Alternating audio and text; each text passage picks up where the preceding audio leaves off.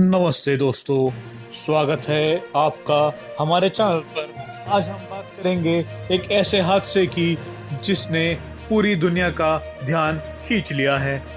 Japan airlines की flight JL 8696 जो Shanghai से टोक्यो जा रही थी, अचानक 26,000 फीट नीचे आ गई, और वो भी सिर्फ 10 मिनट में।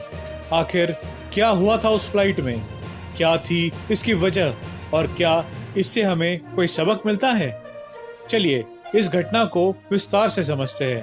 अगर आपको एविएशन और न्यूज़ की घटनाओं की कहानियां चाहिए तो हमें लाइक, शेयर और सब्सक्राइब जरूर करें।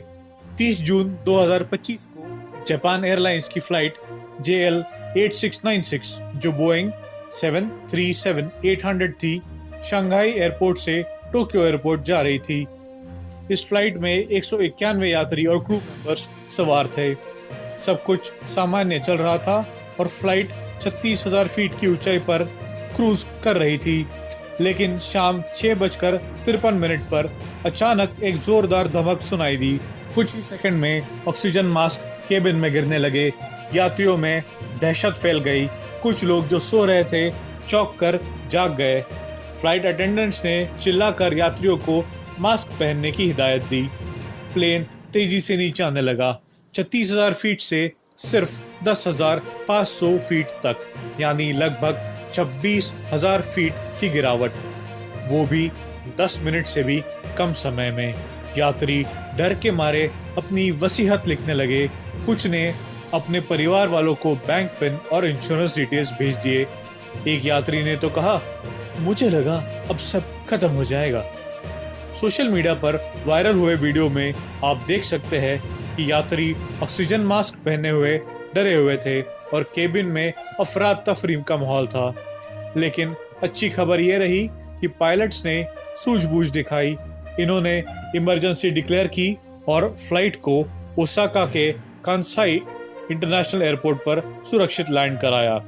रात 8:50 पर प्लेन सुरक्षित लैंड हुआ और शुक्र है कि कोई भी यात्री या क्रू मेंबर घायल नहीं हुआ है।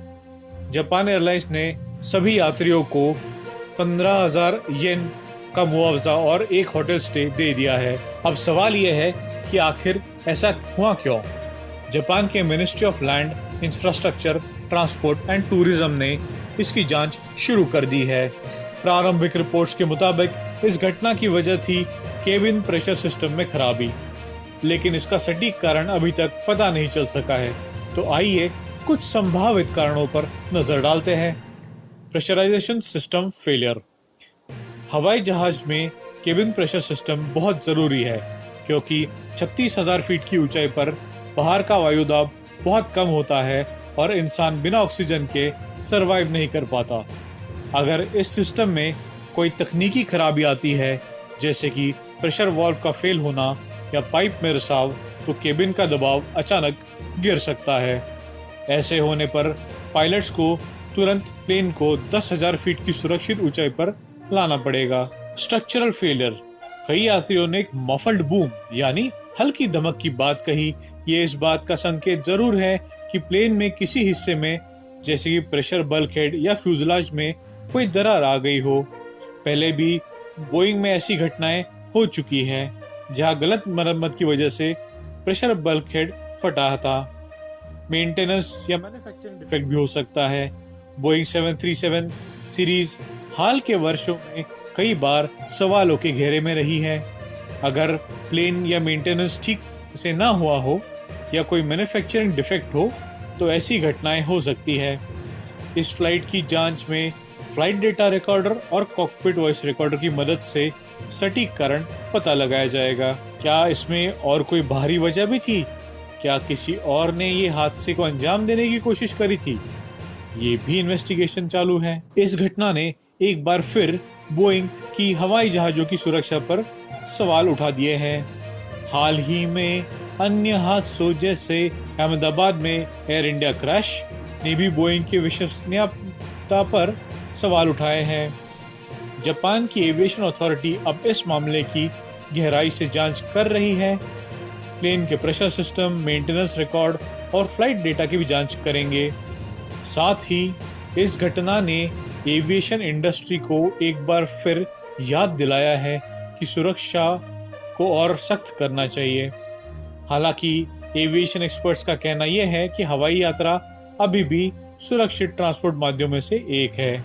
तो दोस्तों, जापान एयरलाइंस की फ्लाइट JL8696 की ये घटना हमें बताती है कि एविएशन में कितनी सावधानी और तकनीकी सटीकता चाहिए। शुक्र है कि इस बार कोई हताहत नहीं हुआ, लेकिन ये हमें सुरक्षा के महत्व को याद दिलाता है। आप इस बारे में क्या सोचते हैं? क्या आपको लगता है कि बोइंग को अपनी क्वालिटी कंट्रोल और सख्त करना चाहिए? अपनी राय कमेंट में जरूर बताएं। अगर आपको ये वीडियो पसंद आया तो लाइक करें, शेयर करें और चैनल को सब्सक्राइब जरूर करें। मिलते हैं अगले वीडियो में, तब तक सुरक्षित रहिए, बी सेफ।